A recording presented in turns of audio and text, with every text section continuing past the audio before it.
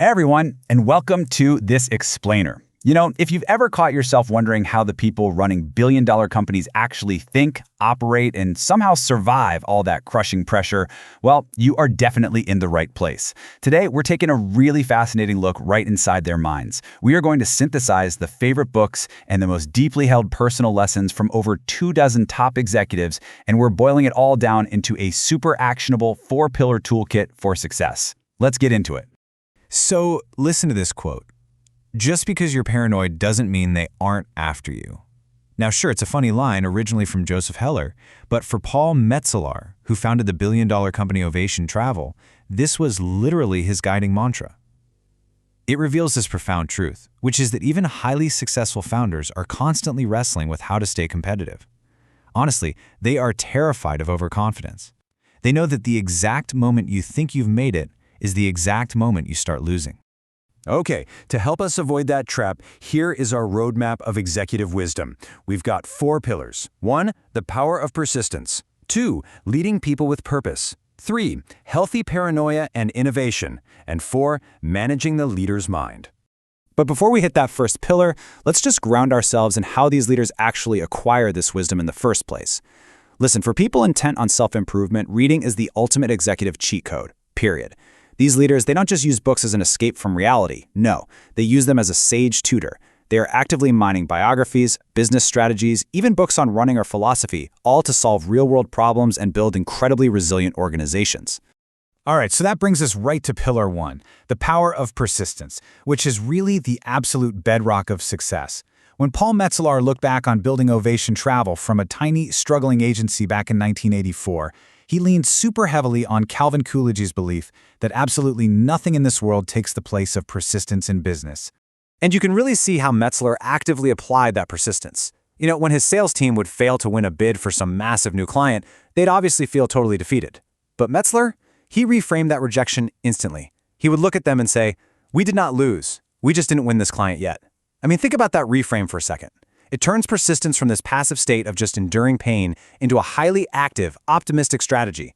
It's all about realizing there's no such thing as losing. There are just bumps in the road showing you how to position yourself better for next time.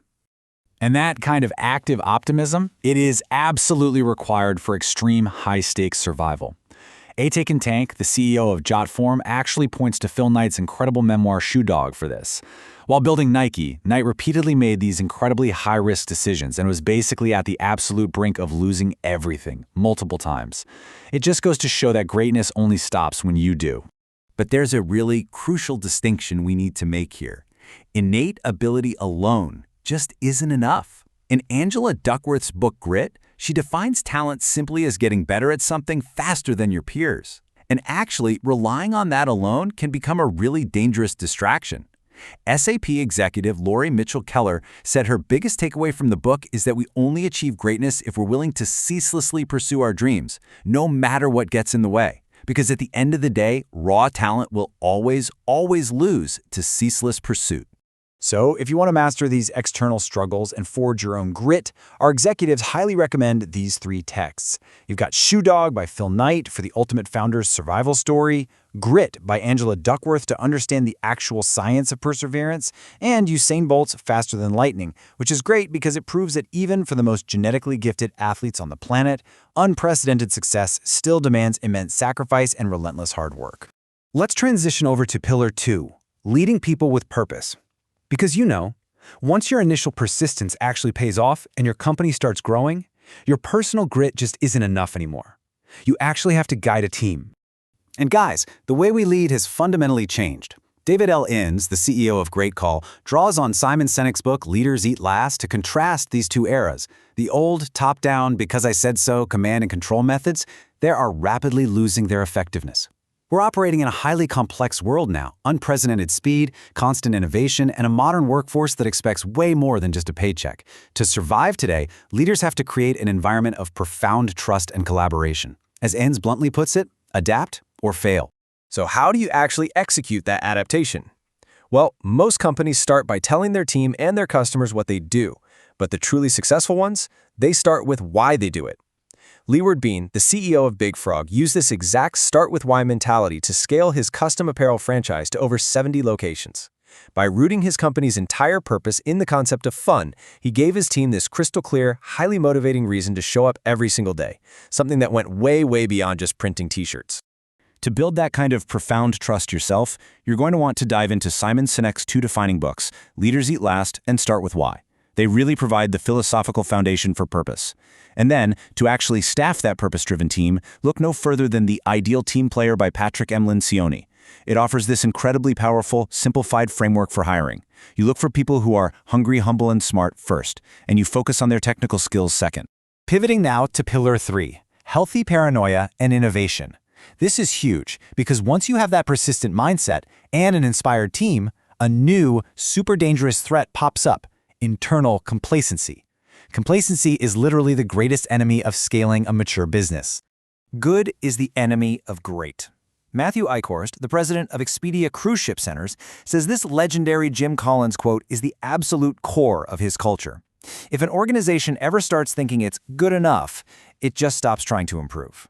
And this perfectly echoes Paul Metzelar's warning from the very beginning of our explainer, right? The moment you start thinking you're the smartest person in the room is the exact moment you cease to be innovative. You have got to maintain that edge.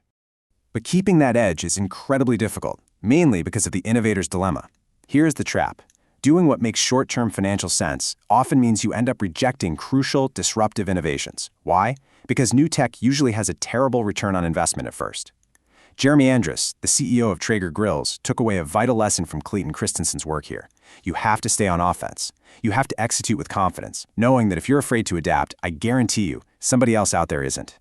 And hey, innovation isn't always about some flashy new technology either. It's fundamentally about how you serve your clients. Mark Silver, a partner at Factory PR, champions this concept called service design.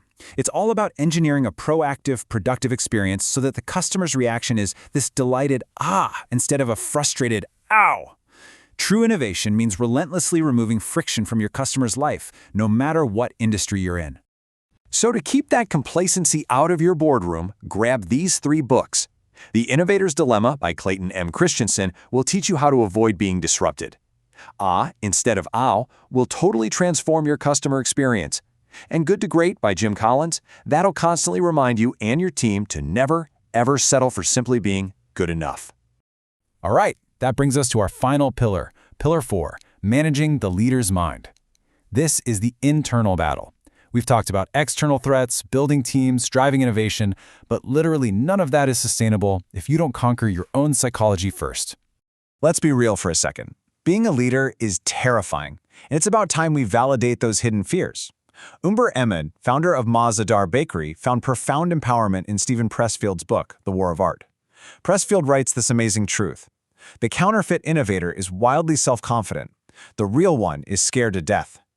Every single leader faces resistance. You know, that little internal voice telling you that you aren't good enough or that you're an imposter. Recognizing that this fear is completely normal, that is step 1 to depersonalizing it and finally overcoming it. You also have to proactively manage the absolute crushing weight of executive stress.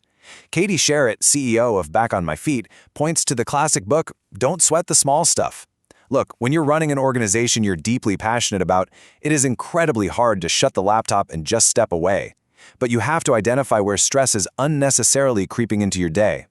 You need to ask yourself, what noise can I cut out right now to focus on what truly matters, both in business and in life?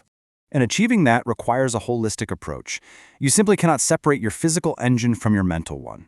Whether that means adopting Dr. Weil's mindfulness practices for optimal energy and balance to prevent burnout, which entrepreneur Jill Johnson does, or applying the evolutionary science from Born to Run to physically sweat out high-tension stress like Portnox CEO Ofer Amitai. Protecting your body is quite literally a biological necessity for leaders.